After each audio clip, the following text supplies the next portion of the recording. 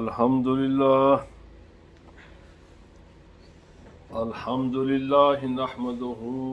ونصلي ونسلم على رسوله الكريم أما بعد فأعوذ بالله من الشيطان الرجيم بسم الله الرحمن الرحيم سبحان الذي أسرى بعبده ليلا من المسجد الحرام إلى المسجد الأقصى الذي باركنا حوله لنريه من آياتنا إنه هو السميع البصير صدق الله العظيم إن الله وملائكته يصلون على النبي يا أيها الذين آمنوا صلوا عليه وسلموا تسليما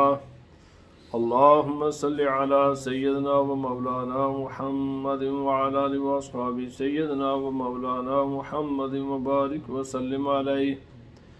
الصلاة والسلام عليك يا سيدي يا رسول الله وعلى آلك وأصحابك يا سيدي يا حبيب الله اللہ رب العزت جل وعلا کی حمد و ثنا اور نبی کریم رؤوف الرحیم صلی اللہ علیہ وسلم کے دربار در بار گہر بار میں ہادیہ درود السلام عرض کرنے کے بعد معزز حضرات، ماہ رجب المرجب اب اپنے اختتام کو پہنچ رہا ہے اور اس کی معتبر روایات کے مطابق 27 تاریخ کو اللہ سبحانہ و تعالی نے اپنے پیارے محبوب صلی اللہ علیہ وسلم کو معراج کی نعمت سے نوازا،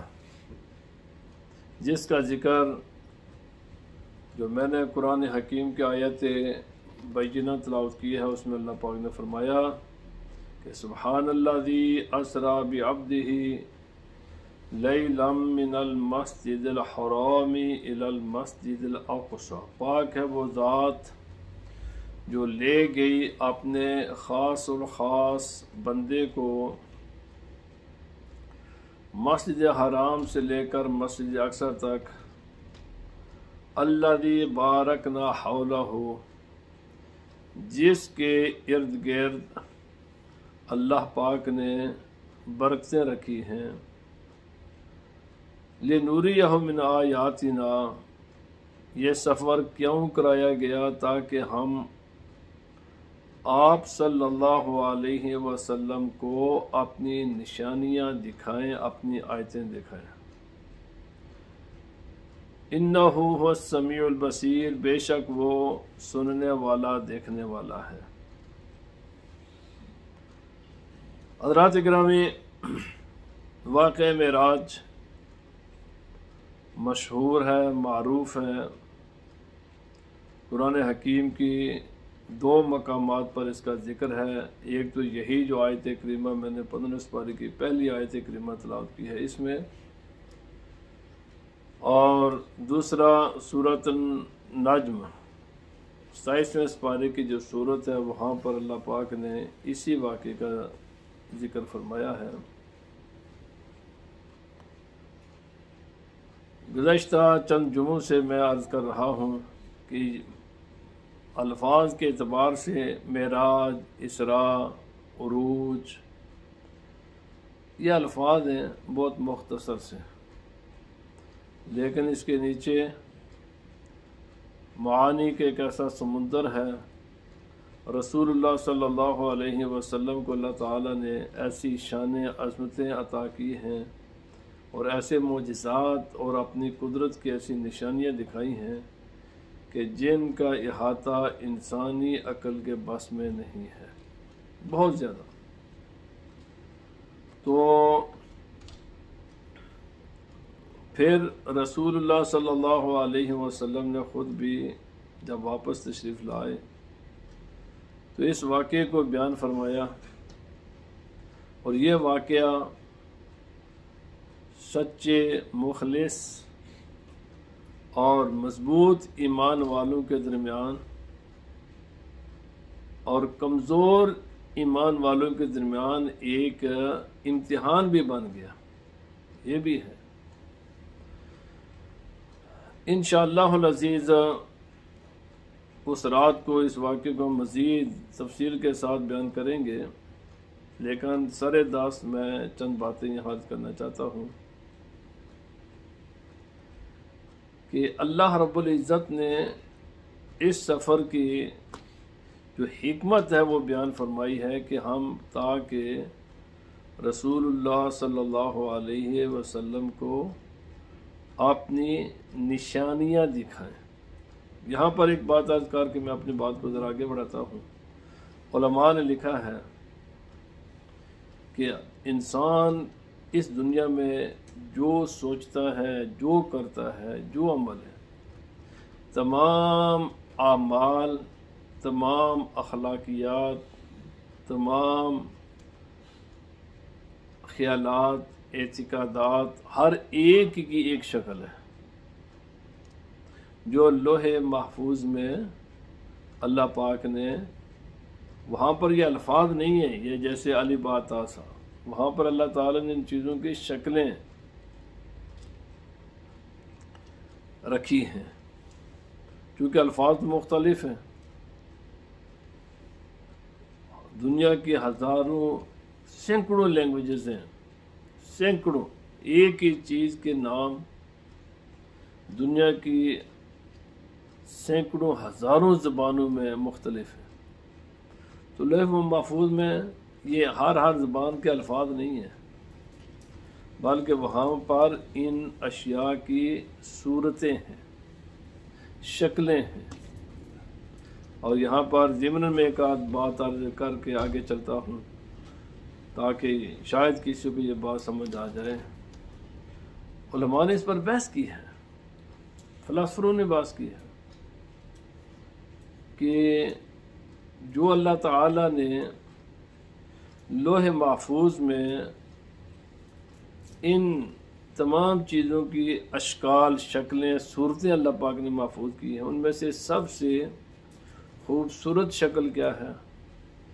اور سب سے بدصورت شکل کیا ہے؟ تو فرمایا گیا سب سے خوبصورت وہ ایمان ہے، ایمان سے بڑھ کر کوئی چیز خوبصورت نہیں ہے، اور کفر اور شرک سے بڑھ کر کوئی بدصورت نہیں ہے۔ لیکن ایمان کا بھی تعلق اعتقادات سے ہے اور کفر شرک کا بھی تعلق اعتقادات سے ہے، یہ جو پریکٹیکل ہم کام چیزیں ہیں نا، تو ان میں سے سب سے خوبصورت کیا ہے اور سب سے بدصورت کیا ہے؟ تو فرمایا ان میں سب سے خوبصورت شکل نماز کی ہے، نماز سے زیادہ خوبصورت لوح محفوظ میں کسی چیز کی شکل نہیں ہے۔ یہ اللہ تعالیٰ نے جو رسول اللہ صلی اللہ علیہ وسلم کے توسل سے ہمیں عطا کی ہے، یہ انتہائی خوبصورت چیز ہے۔ بڑے بد نصیب ہیں وہ لوگ کہ جو اس خوبصورت چیز سے محروم ہیں۔ اور سب سے بدترین اور یعنی بدصورت وہ حسد ہے، یعنی حسد سے بری شکل کوئی نہیں ہے۔ ایک انسان اپنے بھائی پر حسد کرے، اس سے بری کوئی شکل نہیں ہے، اور نماز سے زیادہ خوبصورت کوئی شکل نہیں ہے۔ سب سے خوبصورت چیزیں یہ ہیں نماز، اور سب سے بدصورت حسد۔ بہرحال رسول اللہ صلی اللہ علیہ وسلم نے یہ وضاحت اس لیے کی ہے کہ رسول اللہ صلی اللہ علیہ وسلم کو وہ شکلیں دکھائے گی، یہ تمام اعمال کی شکلیں دکھائے گی، تاکہ رسول اللہ صلی اللہ علیہ وسلم آ کر اپنی امت کو بتائیں، اور یہ امت پھر جو خوبصورت شکلیں ہیں ان کو اپنائیں، اور ان کو اپنا کر خود خوبصورت بن جائے، اور جو بدصورت شکلیں ہیں ان سے بچیں۔ آج ہم اس چہرے کو خوبصورت بنانے پر تو بہت توجہ دیتے ہیں، حالانکہ یہ چہرہ مٹی میں مل جانا ہے، حالانکہ یہ چہرہ دائمی خوبصورت نہیں رہتا، انسان کے چہرے پر کئی قسم کے تغیرات، تبدیلیاں آتی رہتی ہیں۔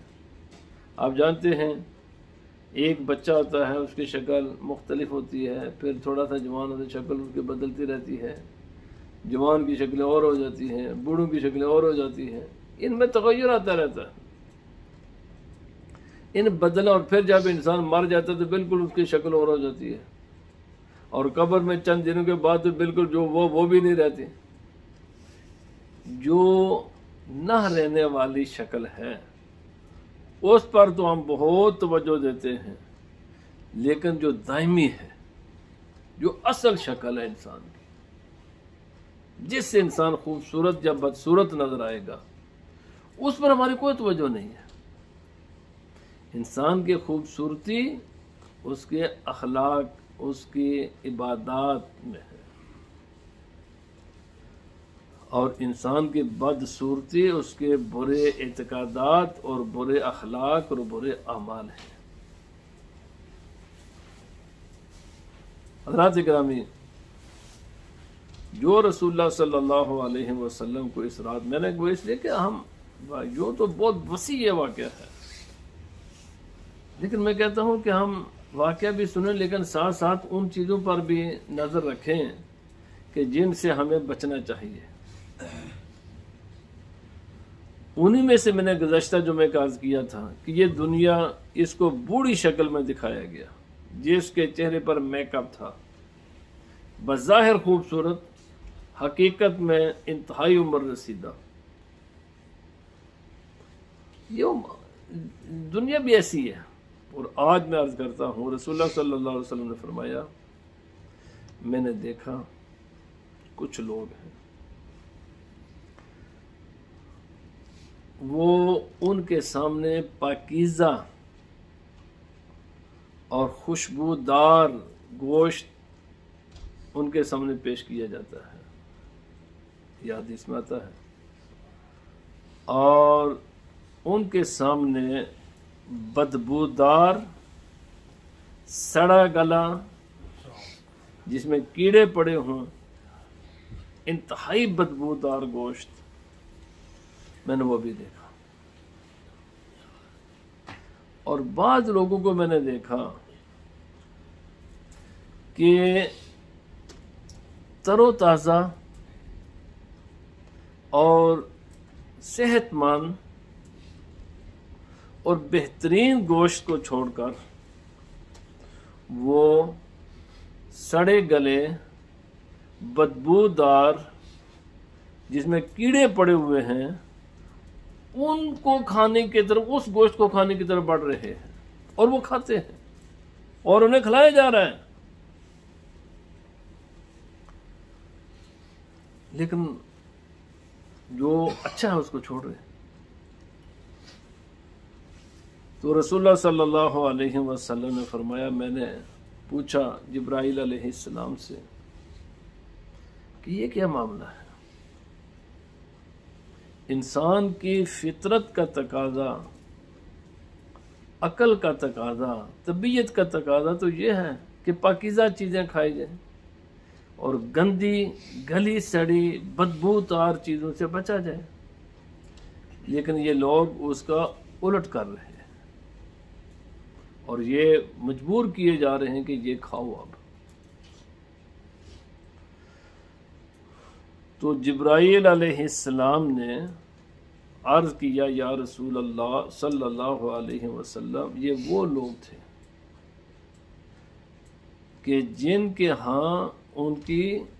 پاکیزہ بیویاں موجود تھیں، نکاح کی استطاعت ان میں تھی کہ جائز طریقے سے وہ اپنی زندگی گزاریں، لیکن اپنی پاکیزہ بیوی کو چھوڑ کر دوسری عورتوں کی طرف ان کی نظریں اٹھتی تھی، نکاح کو چھوڑ کر دیگر ذرائع وہ اپنی جنسی تسکین کے لیے استعمال کرتے تھے۔ فرمایا اب یہی ان کی سزا ہے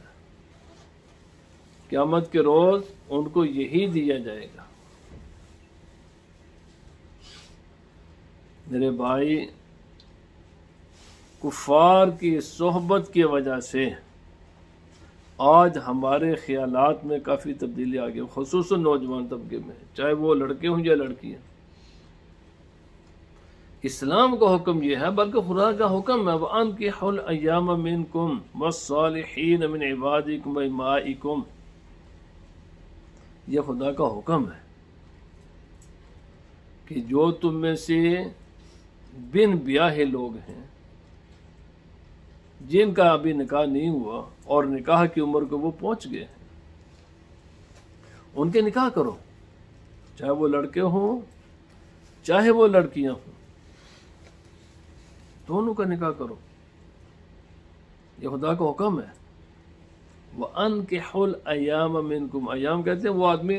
اگر لڑکا ہے تو اس کے ہاں اس کے بیوی نہیں، اور عورت ہے تو اس کا شوہر نہیں ہے، اللہ پاک نے فرمایا ان کی شادی کرو۔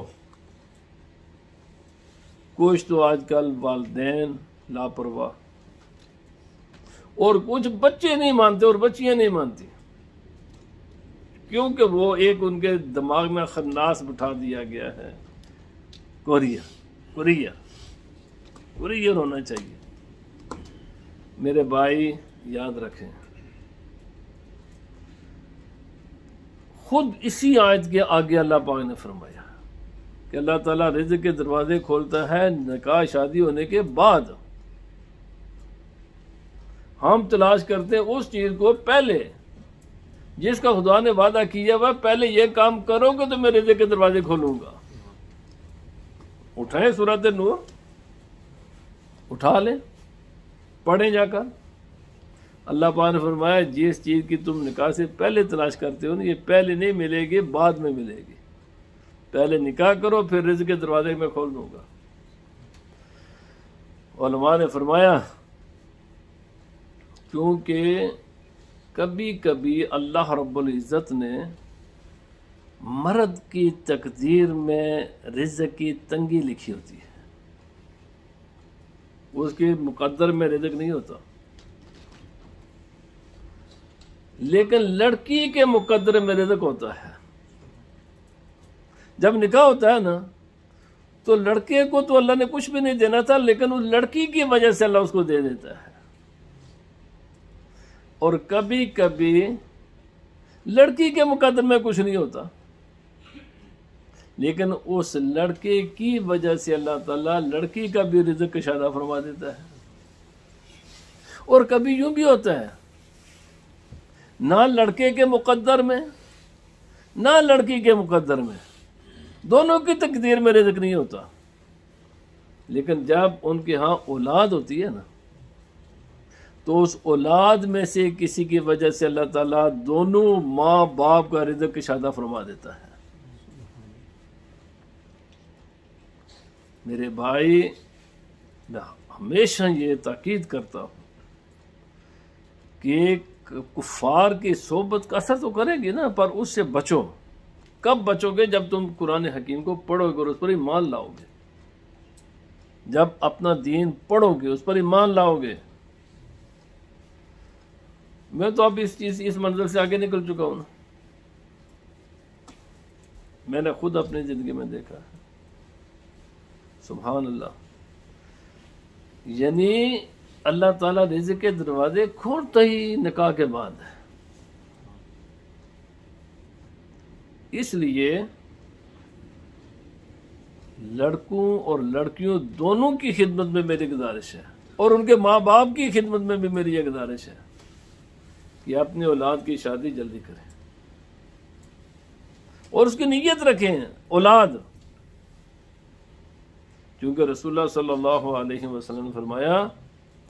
کہ میں اپنی امت کی کثرت پر قیامت کے دن فخر کروں گا۔ اور یہ جو رزق کا مسئلہ نا، میرے ایک بات سن لو، یہ خالصتاً شیطانی ذہن ہے،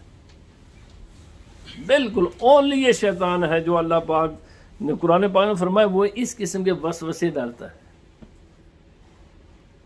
याइदुकुम अल-फ़क़्र व यअमुरुकुम बिस्सू, शैतान तुम्हें कहता है गरीब हो जाओगे,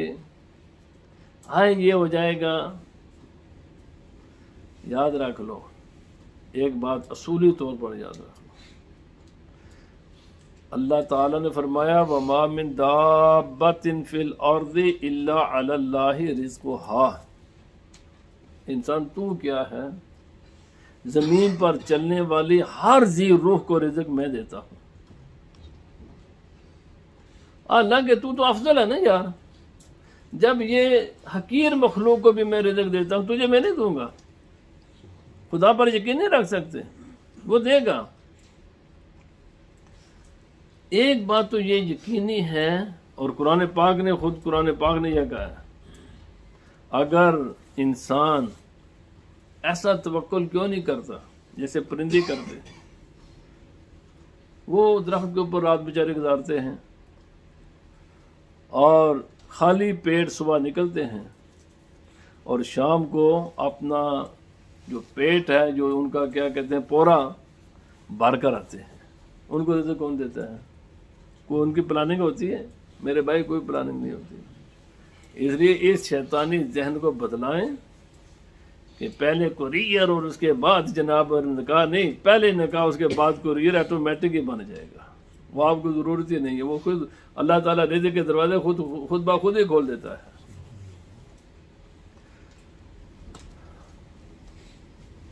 अल्लाह पाक ने फरमाया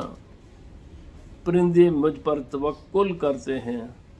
कभी आपने रोजाना सड़कों पर घूमते हैं, हाँ पूरा मुल्क घूमते हैं ना,